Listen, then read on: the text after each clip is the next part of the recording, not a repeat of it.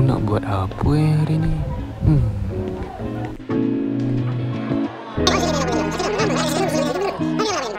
Jom kita buat kerja pendidikan muzik. Okey, jom kita buat. Nyatakan bahagian-bahagian rekorder pada gambar di bawah. Susahlah. Yalah, susah sangat ni. Aku ada dia. Dia kita tanya cikgu puzzle. Okey, jom.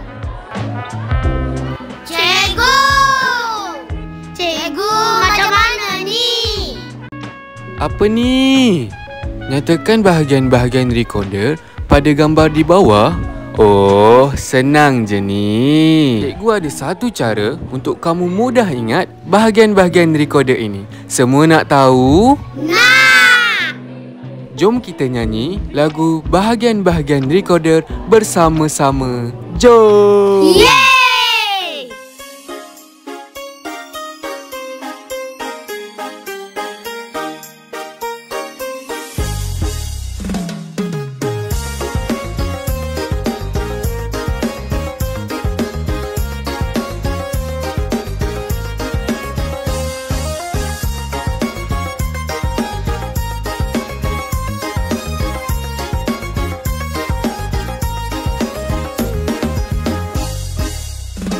Recorder ada 3 bahagian.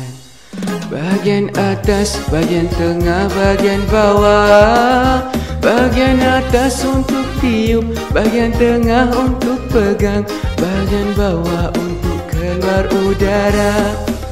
Bahagian atas tiup di sini, udara masuk bunyi merdu sekali.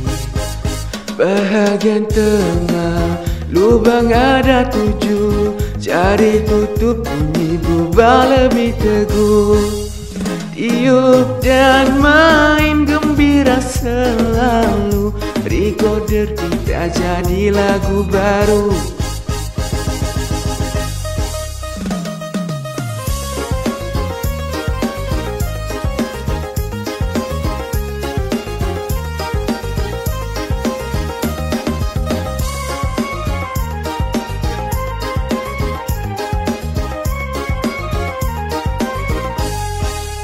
Kami sudah tahu bahagian recorder. Bahagian recorder ada 3 perkara. Bahagian atas dan bahagian tengah.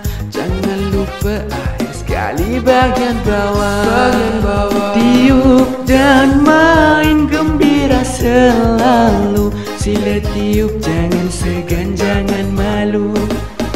Tiup dan main bahagian recorder. Jangan lupa bahagian recorder ada 3. Recorder ada 3 bahagian. Bahagian atas, bahagian tengah, bahagian bawah. Bahagian atas untuk tiup, bahagian tengah untuk pegang, bahagian bawah untuk keluar udara. Bahagian atas tiup di sini, udara masuk bunyi merdu sekali. Bahagian tengah lubang ada 7, cari tutup bunyi berubah lebih teguh. Tiup dan main gembira selalu, recorder kita jadi lagu baru. Tiup dan main bersama cikgu, kita belajar satu perkara baru.